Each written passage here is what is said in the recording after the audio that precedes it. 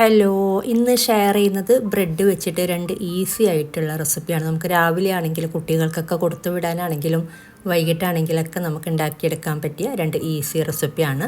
അപ്പോൾ ഇതിലാദ്യം കാണിക്കുന്നത് ഒരു ബ്രെഡ് സാൻഡ്വിച്ചാണ്, ഒരു വെറൈറ്റി ആയിട്ടുള്ള സാൻഡ്വിച്ചാണ്. അപ്പോൾ അതിന് വേണ്ടിയിട്ട് നമ്മൾ ബ്രെഡ് ഇതുപോലെ കട്ട് ചെയ്തെടുക്കുക. ഇതിൻ്റെ അകത്തെ പാർട്ട് ഈ ഒരു രീതിയിൽ കട്ട് ചെയ്തെടുക്കുക. ഇനി അത് കളയാണ്ട് അത് നമുക്ക് പിന്നീട് ഫില്ല് ചെയ്യാൻ വേണ്ടിയിട്ട് വേണം. അപ്പോൾ എത്രയാണോ നമുക്ക് സാൻഡ്വിച്ച് വേണ്ട അതിനനുസരിച്ച് ബ്രെഡ് ഇതുപോലെ കട്ട് ചെയ്തെടുത്താൽ മതി. അപ്പോൾ ഇനി നമുക്ക് സാൻഡ്വിച്ച് ഉണ്ടാക്കിയെടുക്കാനായിട്ട് ഒരു പാൻ ചൂടാക്കിയെടുക്കുക. ചൂടായി വരുമ്പോഴേക്കും ഇതിലോട്ട് 1 ടീസ്പൂണൊക്കെ നെയ്യ് ചേർത്ത് കൊടുത്താൽ മതി. ഈ ഒരു സമയത്തൊക്കെ ഫ്ലെയിം നല്ലോണം കുറക്കുക. 1 ടീസ്പൂണ് നെയ്യ് ചേർത്തിട്ട് ഇതൊന്ന് ചൂടായി വരുമ്പോഴേക്കും ഇതിലോട്ട് ആദ്യം ഈ ഒരു പാർട്ടാണ് കേട്ടോ വെച്ച് കൊടുക്കുന്നത്. 2 പീസ് നമുക്ക് പാനിൽ കൂടുതൽ വെക്കാൻ പറ്റുമെങ്കിൽ കൂടുതൽ വെക്കാം, അല്ലെങ്കിൽ ഇതുപോലെ 2 പീസ് വെച്ച് കൊടുക്കാം. എന്നിട്ട് ഇതിലോട്ട് മുട്ട നമ്മൾ ഇതുപോലെ പൊട്ടിച്ചൊഴിക്കുകയാണ് ചെയ്യുന്നത്. 2 ഈ പീസിലോട്ടും മുട്ട ഇതുപോലെ അകത്ത് ഒഴിച്ചു കൊടുത്ത ശേഷം ജസ്റ്റ് ഒന്ന് ഈ ഒരു മഞ്ഞക്കരു ജസ്റ്റ് ഒന്ന് മിക്സ് ചെയ്തെടുക്കാം കേട്ടോ. ചെറുതായിട്ടൊന്ന് പൊട്ടിച്ചെടുക്കുക. ഇതുപോലെ ആക്കി കൊടുത്താൽ മതി. ഇനി ഇതിലോട്ട് നമ്മൾ ഈ ഒരു സമയത്തൊക്കെ നേരത്തെ പറഞ്ഞ പോലെ ഫ്ലെയിം നല്ലോണം കുറക്കുക, അല്ലെങ്കിൽ അടിഭാഗം പെട്ടെന്ന് കരിഞ്ഞു പോകും.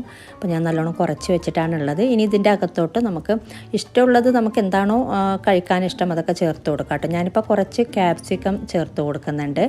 അതുപോലെ തക്കാളി കട്ട് ചെയ്തിട്ട് ചെറുതായിട്ട് കട്ട് ചെയ്തിട്ട് ഇട്ട് കൊടുക്കുക. ഇതിൻ്റെ അകത്ത് ഇതുപോലെ ക്യാപ്സിക്കം, അതുപോലെ തക്കാളി, പിന്നെ വേണമെങ്കിൽ ഒരിച്ചിരി സവാള വേണമെങ്കിലും ചെറുതായിട്ട് അരിഞ്ഞത് ചേർത്ത് കൊടുക്കാം. പിന്നെ വേണ്ടത് കുറച്ച് മല്ലിയില അരിഞ്ഞത് ഇട്ട് കൊടുക്കുന്നുണ്ട്. പിന്നെ ഇതിലോട്ട് ഉപ്പ് ചേർത്ത് കൊടുക്കുക കേട്ടോ. ഉപ്പ് ജസ്റ്റ് ഒന്ന് മുകൾ ഭാഗം സ്പ്രെഡ് ചെയ്ത് കൊടുക്കാം. അതുപോലെ കുരുമുളക് പൊടിയും കൂടെ മുകൾ ഭാഗം ഒന്ന് ഇട്ട് കൊടുക്കുന്നുണ്ട്, ഒന്ന് തൂക്കി കൊടുക്കുന്നുണ്ട്. ഇനി ഇതിലോട്ട് മൊസറല്ല ചീസ് വെച്ച് കൊടുക്കുന്നുണ്ട്. ഓപ്ഷണലാണ്, അപ്പോൾ കയ്യിലില്ലെങ്കിൽ ഒഴിവാക്കാം, ഉണ്ടെങ്കിൽ മൊസറല്ല ചീസ് വെച്ച് കൊടുക്കാം കേട്ടോ. ഇതുപോലെ ഇട്ട് കൊടുത്താൽ മതി. കുറച്ച് മതി, ഒരുപാടൊന്നും വേണ്ട.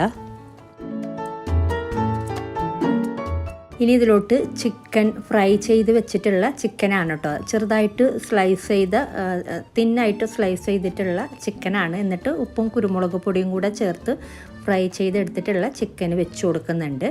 ഇനി ഇതിൻ്റെ മുകൾ ഭാഗം നമ്മൾ നേരത്തെ മാറ്റി വെച്ച ഈ ഒരു ബ്രെഡിൻ്റെ പീസ് വെച്ചിട്ട് ഒന്ന് പ്രസ് ചെയ്ത് കൊടുക്കുക കേട്ടോ. ചെറുതായിട്ടൊന്ന് ഇതിലൊന്ന് അമർന്ന് നിൽക്കാൻ വേണ്ടിയിട്ടൊന്ന് പ്രസ് ചെയ്ത് കൊടുക്കുക. ഇത് ചൂടായി വരുമ്പോഴേക്കും എന്തായാലും അത് ഒട്ടിക്കിട്ടുന്നുണ്ട്. അപ്പോൾ എന്തായാലും ചെറുതായിട്ടൊന്ന് ഇതുപോലെ പ്രസ് ചെയ്ത് കൊടുത്താൽ മതി. പിന്നെ ചിക്കൻ ഫ്രൈ ചെയ്തത് നിങ്ങൾക്ക് ചെറുതായിട്ട് ചോപ്പ് ചെയ്തിട്ട് വേണമെങ്കിൽ, അല്ലെങ്കിൽ മിൻസ് ചെയ്തതൊക്കെ വേണമെങ്കിൽ ഇട്ട് കൊടുക്കാം കേട്ടോ. ഞാനിപ്പോൾ സ്ലൈസ് ചെയ്ത പീസാണ്. വലിയ പീസാണെങ്കിൽ വലിയ പീസ് വെച്ച് കൊടുക്കാം, അല്ലെങ്കിൽ ഒന്ന് കട്ട് ചെയ്തിട്ട് 2 ആയിട്ടൊക്കെ വേണമെങ്കിലും ഇട്ട് കൊടുക്കാം. എങ്ങനെ വേണമെങ്കിലും ചെയ്യാം കേട്ടോ. ഇതിപ്പോൾ അടിഭാഗം ഒന്ന് കുക്കായി വന്നിട്ടുണ്ട്. ചെറുതായിട്ടൊന്ന് ഫ്രൈ ആയി വരുമ്പോൾ, ഒരു ലൈറ്റ് ബ്രൗൺ കളറായി വരുമ്പോൾ തിരിച്ചിട്ട് കൊടുക്കുക കേട്ടോ. അപ്പോൾ ഇതുപോലെ മുകൾ ഭാഗം ഒന്ന് പ്രസ് ചെയ്ത് കൊടുക്കുക ഇടയ്ക്ക്. എന്നിട്ട് തിരിച്ചിട്ട് കൊടുത്തിട്ട് മറ്റേ സൈഡും കൂടെ ഒരു ലൈറ്റ് ബ്രൗൺ കളറാകുമ്പോൾ മാറ്റാം. ഈ ഒരു സമയത്തൊക്കെ വേണമെങ്കിൽ ഫ്ലെയിം കൂട്ടി വെക്കാം കേട്ടോ. നമ്മൾ എല്ലാ സംഭവവും ഇതിലോട്ട് ഇട്ട് കൊടുത്ത ശേഷം നമുക്ക് വേണമെങ്കിലൊക്കെ ഫ്ലെയിം കൂട്ടി വെക്കാം. ആദ്യം മൊത്തത്തിൽ ഇട്ട് കൊടുക്കുന്ന സമയത്ത് ഫ്ലെയിം കുറച്ചാൽ മതി. ഇനി ഇതിൻ്റെ സൈഡിലോട്ട് വേണമെങ്കിൽ ഒരു ഇച്ചിരി നെയ്യൊക്കെ ആക്കി കൊടുക്കാം. മറ്റേ സൈഡും കൂടെ ഒന്ന് മൊരിഞ്ഞ് വരാൻ വേണ്ടിയിട്ട്. ഒരു ലൈറ്റ് ബ്രൗൺ കളറായി കിട്ടിയാൽ മതി. അങ്ങനെ നല്ലോണം മൊരിച്ചെടുക്കണമെന്നില്ല. അപ്പോൾ ഇത് ഫ്രൈ ആയി വന്നിട്ടുണ്ട്. അപ്പോൾ ഇത് നമുക്ക് മാറ്റാം. അപ്പോൾ അടിഭാഗം ഒരു ലൈറ്റ് ബ്രൗൺ കളറായി കിട്ടിയാൽ മതി. കരിഞ്ഞു പോവാത്ത രീതിയിൽ ഈ ഒരു രീതിയിൽ തന്നെ ഫ്രൈ ചെയ്തെടുക്കുക. ഇനി നമുക്കിത് മാറ്റാം. ഇതുപോലെ ബാക്കിയുള്ളതും കൂടെ ഈ ഒരു രീതിയിൽ തന്നെ ഫ്രൈ ചെയ്തെടുത്താൽ മതി. ഇനി നമ്മളിത് കഴിക്കാൻ നേരത്ത് ഇതുപോലെ കട്ട് ചെയ്തിട്ട് സെർവ് ചെയ്യുന്നതായിരിക്കും കേട്ടോ ഒന്നും കൂടെ നല്ലത്. കാണാനും ഒരു ഭംഗിയാണ്. രണ്ടും കൂടെ ഒരുമിച്ച് വെച്ചിട്ടാണ് ഇപ്പോൾ കട്ട് ചെയ്തെടുക്കുക എന്നുള്ളത്. നമുക്ക് കാണാനും ഒരു ഭംഗിയാണ്, അതുപോലെ കഴിക്കാനും ഒന്നും കൂടെ നല്ലത്. സിംഗിൾ പീസായിട്ടും കഴിക്കാം, അല്ലെങ്കിൽ ഇതുപോലെ കട്ട് ചെയ്തിട്ട് വേണമെങ്കിലും കഴിക്കാം കേട്ടോ. ഏത് രീതിയിൽ വേണമെങ്കിലും കട്ട് ചെയ്തെടുക്കാം. സ്ക്വയറായിട്ട് വേണമെങ്കിൽ, അല്ലെങ്കിൽ ഇതുപോലെ സാൻഡ്വിച്ച് കട്ട് ചെയ്യുന്ന പോലെ ഈ ഒരു രീതിയിൽ വേണമെങ്കിലും കട്ട് ചെയ്തെടുക്കാം. അപ്പോൾ എളുപ്പമാണ് ഉണ്ടാക്കിയെടുക്കാനായിട്ട്. കുട്ടികൾക്ക് സ്കൂളിലോട്ട് കൊടുത്തു വിടാനും, അല്ലെങ്കിൽ വിരുന്നുകാർ വരുമ്പോഴാണെങ്കിലൊക്കെ നമുക്ക് ഇതുപോലെ ഉണ്ടാക്കി കൊടുക്കാം. ഒരു വെറൈറ്റി ആയിട്ടുള്ളൊരു സാൻഡ്വിച്ചാണ്. നല്ല ടേസ്റ്റുണ്ട് കഴിക്കാനായിട്ട്. മൊത്തത്തിലെല്ലാം കൂടി വരുമ്പോൾ നല്ല ടേസ്റ്റാണ്. അപ്പോൾ ഇങ്ങനെ ട്രൈ ചെയ്യാത്തവർ ട്രൈ ചെയ്ത് നോക്കുക. എന്നിട്ട് നിങ്ങളുടെ അഭിപ്രായങ്ങളൊക്കെ അറിയിക്കാം കേട്ടോ. അപ്പോൾ ഈ ഒരു രീതിയിൽ വേണമെങ്കിലും കട്ട് ചെയ്തെടുക്കാം. ചൂടോടെ കഴിക്കുകയാണെങ്കിൽ ഒന്നും കൂടെ ടേസ്റ്റ് കൂടുതലാണ്. എന്താണെങ്കിലും നമ്മൾ ചൂടോടെ കഴിക്കുമ്പോഴല്ലേ. അപ്പോൾ തണുത്താലും കുഴപ്പമൊന്നുമില്ല കേട്ടോ. നമുക്ക് കഴിക്കാനൊക്കെ നല്ല ടേസ്റ്റ് തന്നെയാണ്. അപ്പോൾ ട്രൈ ചെയ്തിട്ടില്ലെങ്കിൽ ട്രൈ ചെയ്ത് നോക്കുക. അപ്പോൾ ഇനി ഉണ്ടാക്കിയെടുക്കുന്നത് ബ്രെഡ് ബൈറ്റ്സ് ആണ്. അപ്പോൾ നോക്കാം, ഇതും എളുപ്പമാണ്. അപ്പോൾ ഇതിന് വേണ്ടിയിട്ട് ഒരു പാത്രം ചൂടാകുമ്പോൾ ഇതിലോട്ട് കുറച്ച് എണ്ണ ചേർത്ത് കൊടുക്കുക, ഒരു 1-2 ടേബിൾ സ്പൂണ്. ഇത് ചൂടായി വരുമ്പോഴേക്കും ഇതിലോട്ട് നമുക്ക് വലിയൊരു സവാള ചെറുതായിട്ട് അരിഞ്ഞത് ചേർത്ത് കൊടുക്കുക. പിന്നെ വേണ്ടത് ഇതിലോട്ട് 1 ടീസ്പൂണ് ഇഞ്ചി ക്രഷ് ചെയ്തതും 1 ടീസ്പൂണ് വെളുത്തുള്ളി ക്രഷ് ചെയ്തതും എന്ന രീതിയിൽ രണ്ടും ഒരുമിച്ച് ചേർത്ത് കൊടുക്കുന്നുണ്ട്. ഇനി ഇതൊന്ന് വഴറ്റി കൊടുക്കുക. അപ്പോൾ ഇത്രയും മതി. ഇനി ഇതിലോട്ട് മുളക് പൊടി ചേർത്ത് കൊടുക്കാം. 1/2 ടീസ്പൂണ് മുളക് പൊടി ചേർത്ത് കൊടുക്കുന്നുണ്ട്.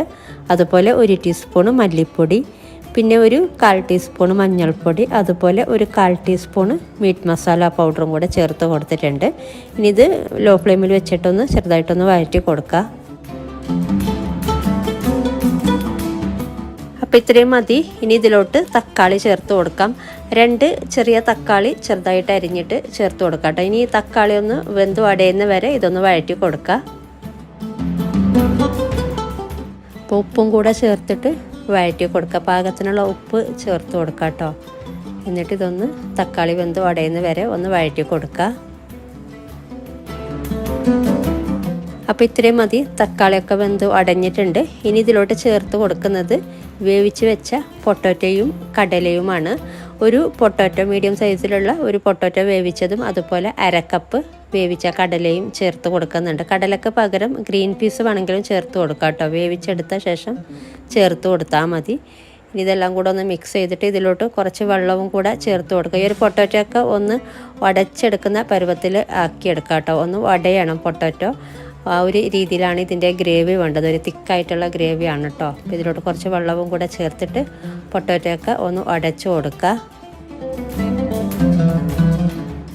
ഇനി ഇതിലോട്ട് ഒരു കാര്യം കൂടെ ചേർത്ത് കൊടുക്കാനുണ്ട്, സോയാ സോസ്. 1 ടീസ്പൂണോളം സോയാ സോസ് ചേർത്ത് കൊടുക്കുക. നേരത്തെ തന്നെ ചേർത്ത് കൊടുക്കുക കേട്ടോ, ഞാൻ വിട്ടുപോയതാണ്. നമ്മൾ ഉപ്പൊക്കെ ചേർക്കുന്ന സമയത്തൊക്കെ സോയാ സോസും കൂടെ ചേർത്ത് കൊടുത്താൽ മതി. ഇനി ഇത് നന്നായി മിക്സ് ചെയ്തിട്ട് തിള വരുമ്പോൾ ഫ്ലെയിം ഓഫ് ചെയ്യാം. പിന്നെ കുറച്ച് മല്ലിയില അരിഞ്ഞത് ചേർത്ത് കൊടുക്കാം കേട്ടോ. ഞാൻ ഇപ്പോൾ കയ്യിലില്ലാത്തത് കൊണ്ട് ചേർത്ത് കൊടുക്കുന്നില്ല. ഇത് തിളക്കുമ്പോൾ ഫ്ലെയിം ഓഫ് ചെയ്യാം. അപ്പോൾ ഇത് പാകത്തിനായിട്ടുണ്ട്. അപ്പോൾ ഫ്ലെയിം ഓഫ് ചെയ്തിട്ട് നമുക്കിത് മാറ്റി വെക്കാം. അപ്പോൾ ഇതുപോലെ നല്ല തിക്കായിട്ടുള്ള ഗ്രേവിയാണ് കേട്ടോ ഇതിന് വേണ്ടത്. അപ്പോൾ ഇത് മാറ്റി വെക്കാം. ഇനി ബ്രെഡ് ഞാൻ ജസ്റ്റ് ഒന്ന് ചൂടാക്കി എടുത്തിട്ടുണ്ട്. നേരത്തെ പറഞ്ഞ പോലെ ഒന്ന് ആവി കയറ്റി എടുത്തിട്ടുണ്ട്. അപ്പോൾ നമുക്ക് കാണുമ്പോൾ തന്നെ അറിയാം ബ്രെഡ് നല്ല ഫ്രഷ് ആയിട്ട് കിട്ടുന്നുണ്ട് അങ്ങനെ ചൂടാക്കി എടുക്കുമ്പോൾ. ഇനി ഈ ഒരു ബ്രെഡിൻ്റെ മുകളിൽ ഇതിൻ്റെ നടുക്കായിട്ട് മസാല ഇട്ട് കൊടുക്കുക. സൈഡിലോട്ടൊന്നും ആവാത്ത രീതിയിൽ നടുക്ക് മാത്രം ഇട്ട് കൊടുക്കുക. പിന്നെ മൊസറല്ല ചെയ്തിട്ടുണ്ടെങ്കിൽ ഇതിൻ്റെ മുകളിൽ കുറച്ച് ഇട്ട് കൊടുക്കുക കേട്ടോ. എന്നിട്ട് ഈ ഒരു ബ്രെഡ് ഇതിൻ്റെ മുകളിൽ വെച്ച ശേഷം ഗ്ലാസ് കൊണ്ട് നടുക്ക് ഇതുപോലെ കട്ട് ചെയ്തെടുക്കുക. ഈ ഒരു രീതിയിലാക്കി എടുക്കുക കേട്ടോ. അപ്പോൾ ഇങ്ങനെ ചെയ്യുമ്പോൾ മസാല ഒന്നും പുറത്ത് വരാത്ത രീതിയിൽ 2 ബ്രെഡും ജോയിൻ്റായിട്ട് കിട്ടുന്നുണ്ട്. അപ്പോൾ ഇതുപോലെ ആക്കിയെടുത്താൽ മതി. അപ്പോൾ കാണുമ്പോൾ തന്നെ അറിയാം നല്ല കംപ്ലീറ്റ് കവറായിട്ട് ഉള്ളിൽ മസാലയും. ഞാൻ നേരത്തെ പറഞ്ഞ പോലെ ചീസ് ഉണ്ടെങ്കിൽ ചീസും കൂടെ ഇട്ട് കൊടുക്കുമ്പോൾ പിന്നീട് നമ്മൾ ഫ്രൈ ചെയ്തെടുത്ത ശേഷം കട്ട് ചെയ്തെടുക്കുമ്പോൾ ആ ഒരു ചീസൊക്കെ ഇങ്ങനെ മെൽട്ടായിട്ടൊക്കെ കാണുമ്പോൾ നല്ല രസമാണ്. അപ്പോൾ ചീസ് ഉണ്ടെങ്കിൽ ഇട്ട് കൊടുക്കാം കേട്ടോ. അപ്പോൾ ഈ ഒരു രീതിയിൽ എല്ലാ ബ്രെഡും ഇതുപോലെ ചെയ്ത് വെക്കുക. അപ്പോൾ ഇതുപോലെ എല്ലാം ചെയ്ത് വെച്ചിട്ട് നമുക്കിത് മുട്ടയിൽ ഡിപ്പ് ചെയ്തിട്ട് ബ്രെഡ് ക്രംസിൽ കോട്ടിങ് ചെയ്തെടുക്കാം. അപ്പോൾ ബ്രെഡ് ക്രംസ് നന്നായിട്ട് കോട്ടിങ് ചെയ്തെടുക്കുക. സൈഡും അതുപോലെ എല്ലായിടത്തും നന്നായി കോട്ടിങ് ചെയ്തിട്ട് ഒന്ന് പ്രസ് ചെയ്ത് കൊടുക്കുക. ഇതുപോലെ എല്ലാം ചെയ്ത് വെച്ചിട്ട് നമുക്കിനി ഫ്രൈ ചെയ്തെടുക്കാം. അപ്പോൾ എണ്ണ നല്ല ചൂടായ ശേഷം മീഡിയം ഫ്ലെയിമിൽ വെച്ചിട്ട് ഫ്രൈ ചെയ്തെടുക്കുക.